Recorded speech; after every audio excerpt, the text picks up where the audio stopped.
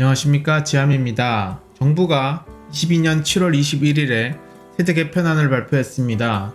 그중 부동산 관련 세금이 어떻게 바뀌었는지 알아보도록 하겠습니다. 최근 부동산 시장의 흐름은 정말 좋지 않았는데요. 대출 규제와 과도한 세부담에 금리 인상이 터지면서 부동산 거래가 많이 줄어들었습니다. 결국 이러한 부동산 거래의 위축은 기업의 투자를 줄어들게 만들고 국가 경쟁력에도 도움이 되지 않을 거라 생각하는데요. 그런 의미에서 투기가 일어나지 않는 선에서 건전한 부동산 거래가 일어날 수 있게 만드는 정책이 필요할 수 있습니다. 정부가 할 수 있는 건 세부담 완화와 대출 규제와 관련된 것들인데요. 그중 종합부동산세 관련된 법 4가지가 개정될 예정입니다. 어떻게 바뀌고 언제부터 바뀌는지 알아보고 부동산 시장에서 어떤 영향을 끼칠지 한번 알아보도록 하겠습니다. 종합부동산세란 일정 금액 이상의 부동산을 소유한 사람들에게 부과되는 세금이며 줄여서 종부세라고도 하며 보유세의 일종입니다. 말 그대로 고가의 부동산을 소유한 사람들에게 세금을 더 부과하는 일종의 보유세에서 추가로 부과되는 이종 보유세라고 생각하시면 되겠습니다. 이 종부세법은 참여정부 시절에 만들어진 법이며 지난 문재인 정부 때 2018년 들어 비정상적인 주택가격 상승을 막고자 3억에서 6억 구간을 신설하였고 3주택 이상 보유자와 조정지역 2주택 이상 보유자들에게 세금을 추가로 더 부과하기로 결정했습니다. 2018년 9.13 부동산 대책에 해당되는 사람이 기존에는 26,000명에서 27만 4천명으로 늘어나게 됐습니다. 다주택자들의 투기를 막는다는 취지에서는 좋은 법일 수 있지만 결국 이 법으로 집값 상승도 잡지 못했고 과도한 세부담으로 집주인들이 세입자들에게 조세 전가를 했다고도 볼 수 있습니다. 어쨌든 이번 종부세법 개정은 다주택자들에 의한 전월세 공급의 순기능이 있다고 판단하고 종부세 부과 시 주택수가 중심이 아닌 주택가액 기준으로 과세가 전환된다고 볼 수 있습니다. 지방의 10억짜리 주택 5개와 서울 50억짜리 주택 1개의 세액 차이는 2배 이상이 났었지만 개정이 되면 지방 10억짜리 주택 5개와 서울 50억짜리 주택 1개의 종부세액 차이는 동일해지게 됩니다.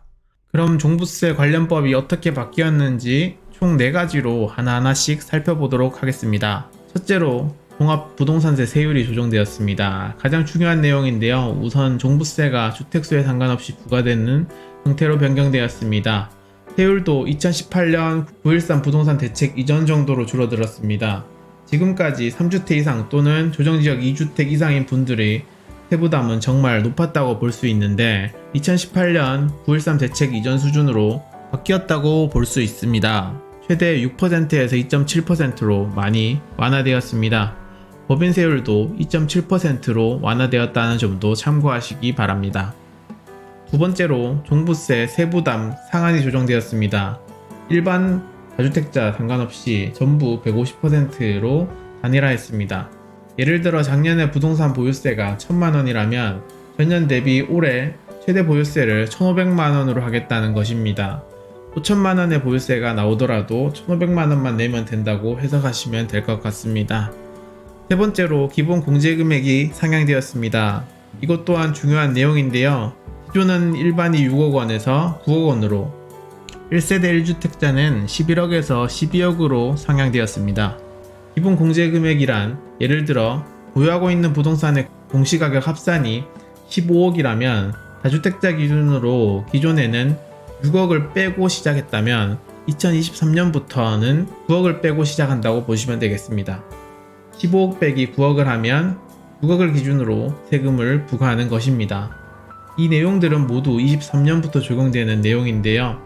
다만 올해 22년도에만 한시적으로 1주택자에 한해서는 기존 11억의 공제금액에서 3억을 특별공제가 적용되어 14억까지 적용하게 됩니다. 말 그대로 공시가가 14억인 1주택자들은 종부세가 나오지 않는다는 얘기입니다. 물론 법인은 기본 공제금액이 여전히 없습니다.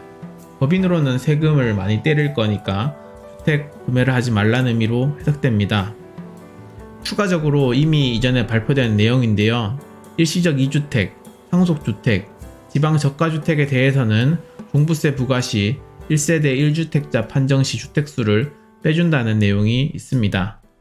정리해보자면 가장 중요한 내용은 종부세가 주택수에 의해서 차등 과세를 하는 게 아니라 주택 가액 기준으로 과세를 하겠다는 내용입니다. 3억 주택 5채를 보유한 사람과 15억 주택 1채를 보유한 사람과 동일한 보유세를 부과하겠다는 것입니다. 또 기본 공제 부분에서 다주택자 기준 6억에서 9억으로 상향되어 세부담을 완화했다는 점도 중요한 부분이라 할 수 있겠습니다. 표면적으로 보면 세부담이 확실히 줄어드는 게 맞습니다만 시행이 23년 1월 1일부터인 이유는 국회를 통과해야 되는 변수가 있다고 합니다. 이번 종부세 개편은 다주택자들에게 큰 혜택이 될 거라 생각합니다. 이는 결국 세입자들에게도 조세 증가가 줄어들 가능성이 높습니다. 다주택자들만 때려잡는다고 해서 부동산 시장이 안정화가 되지 않는다는 것은 이미 지난 정부에서 여러 부동산 정책들을 발표하면서 드러났습니다. 결국 다주택자들의 세금 부담을 완화함으로써 임대 시장을 활성화시키고 시장이 정상적으로 흘러가는 발판을 마련한 것이라고도 할 수 있습니다. 결국 전세 월세가가 안정화가 되어야지 주택가격도 정상적으로 돌아올 것입니다. 물론 불안한 부분도 있습니다. 최근 일시적 다주택 중과 유예로 시장에 다주택자들의 매물이 쏟아져 나오고 있는데요. 내년 5월까지 주택을 처분해야 양도세를 적게 낼 수 있기 때문입니다. 이번에 종부세를 완화해 준다면 기존의 주택 처분이 예정되어 있는 다주택자들의 보유세가 줄어들어 다주택자들에 의한 공급이 좀 줄어들 것 같다는 생각이 들긴 합니다. 하지만 어차피 최근 거래도 잘 일어나지 않는 시장에서 기존의 다주택자들에게 세부담을 완화해 함으로써 전월세 공급을 활성화시키는 순기능도 있다고 생각됩니다. 투기가 일어나서는 안 되겠지만 최근 부동산 시장과 같이 거래가 일어나지 않는 부동산 침체도 좋은 현상은 아닐 거라 생각합니다. 양도세 완화, 보유세 완화를 어느 정도 했지만 결국 취득세 중과와 대출 규제인 DSR 규제를 그대로 남겨놓는다면 부동산 시장의 침체는 계속될 것이고 가계 자산의 대부분을 차지하고 있는 부동산 시장 침체가 소비 위축과 건설 경기 둔화로 경기 둔화세를 키울 것입니다. 이러한 흐름을 바꾸기 위해 이번 정부는 완화 정책을 통해 노력할 것이라 생각됩니다. 결국 취득세 중과와 대출 규제 등의 완화 또한 추가적으로 변화가 있을 거라 생각됩니다. 시청해주셔서 감사드리며 도움이 되셨다면 구독, 좋아요, 알림 설정을 부탁드리겠습니다.